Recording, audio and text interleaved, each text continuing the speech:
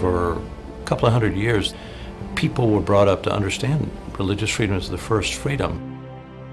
And they sort of intuitively understood that this meant that it was very important, that everybody needed it, even non-religious people. The American theologian, Father John Courtney Murray, played an important role in the creation of Dignitatis Humanae, the Declaration on Religious Liberty, and voices such as that of Archbishop Karol Wojtyła, the future John Paul II, played a critical role in giving the document its final shape. Religious freedom is one of the basic freedoms of the human person, because without religious freedom, the freedom of conscience, all other freedoms are without foundation. A government that doesn't acknowledge limits on its own power to regulate religious institutions is probably going to come after other institutions as well. The issue of religious liberty became very real to us in 2012. So it's over 3 years now that this issue has been pursuing us. The Little Sisters of the Poor are being harassed by the U.S. government for a particular regulation in which the Obama administration deems it necessary that these sisters be compelled to participate in an insurance program that is against the precepts of their faith. The Little Sisters provide not only the practical care for the elderly, but also there's a spiritual component and the way that they live their lives that adds to not only enrichment of the residents' lives, but to those who are in contact with them, who work with them, who just hear about them. My dad is a resident at Little Sisters of the Poor in Washington, D.C. When his care became something that I was no longer able to do, I just knew that this is where I wanted my dad to be. We came to love and respect the sisters and the tremendous sacrifices and work that they do here. The high point of our life as Little Sisters is to be with the dying. Life is a precious gift that we've each received, and with that is the right to life, pursuit of happiness, liberty to practice your religion. The government lately has been forcing us more and more to cooperate with its view. But I see that as the flip side of the coin, of the government stopping us from practicing our faith. Reason divorced from faith, rationality is simply an instrument to manipulate nature and other human beings and reality, which is why we've got to have faith that gives us the ability to see beyond more limited conceptions of reason. That's more than a theological assertion. It's more than a religious claim of privilege. It's a claim about what a human being is. Governments that try to squash religious freedom tend to face political fragmentation, political disunity. Religious freedom means the state is not overarching and in your face at all times. When religious freedom goes away, and there is no transcendent authority, there is only majority will, then the law is the only norm, and the people in power now are always the only power. The United States is the greatest country in the history of the world precisely because of the exceptional character of its relationship to faith, which permeates every dimension of its evolution and its journey through history.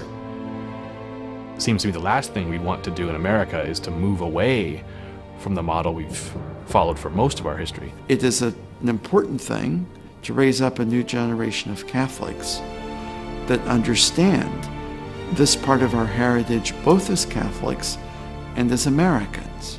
We can't love God, we can't do our jobs if we don't have religious freedom. And there are Christians around the world who are being denied that right. We have a situation of difficulty in China, of course. Tragically, we see the killings, the martyrdom of Christians in Iraq and Libya and Egypt, Syria. And religious freedom is under siege. And the symptom of it is violent torture on the basis of people's religious beliefs. If we don't have religious liberty, then there's lots of people struggling with these issues who will never see a model to live out these teachings with integrity. I think the way most ordinary people are beginning to notice it is okay in church, but don't bring it to work. Don't run a business according to it, because it's no longer socially acceptable. We've just had a Supreme Court decision on same-sex marriage. It's not only the substance of the decision, but the implications of the decision. When you're confronted with a tank, it's clear your freedom is being deprived, and you sort of have an identifiable enemy. And I think what we're dealing with now is, in a certain way it's presented, is so benign. We can disagree over these issues, as we do, but just because your position happens to be motivated by religion is wrong for you to think or allow anyone to say to you, you have to be silent because you're motivated by religion. The Second Vatican Council gave the world Dignitatis Humanae, a document that explains why religious freedom is important. First, it speaks against government coercion. It makes an even more important point that the right to religious freedom has its foundation in the inherent dignity of each person, and that each person, endowed with reason and free will, is impelled by their nature and bound by a moral obligation to seek the truth, especially the truth about religion. Look at what is happening to Christians in the Middle East, which Pope Francis has called genocide. Look at the nonviolent but increasing exclusion of religion from the public square closer to home. The Holy Father's words, like those of his predecessors, continue to be shaped by Dignitatis Humanae.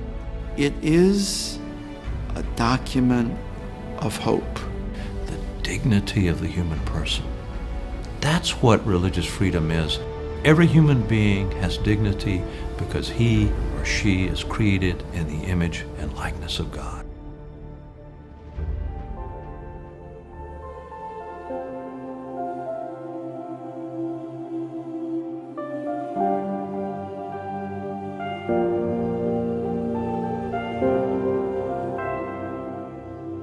At the very time when you need faith and the language of faith, now you're going to criminalize the one thing that keep people from engaging in nihilistic forms of political violence like we see around the world? And in particular, the people who will lose the most if our institutions close, if our schools can't hire and teach in accordance with this, are already vulnerable people. We have to bring not just optimism, but genuine Christian hope. Countries that have religious freedom are also more likely to have freedom of the press, freedom for women, free speech, etc. They travel together because all of them are about whether truth matters at all. If anything, today you need more faith to impart to a generation of young people who've not known faith and hope, the faith to believe that things can be better without violence.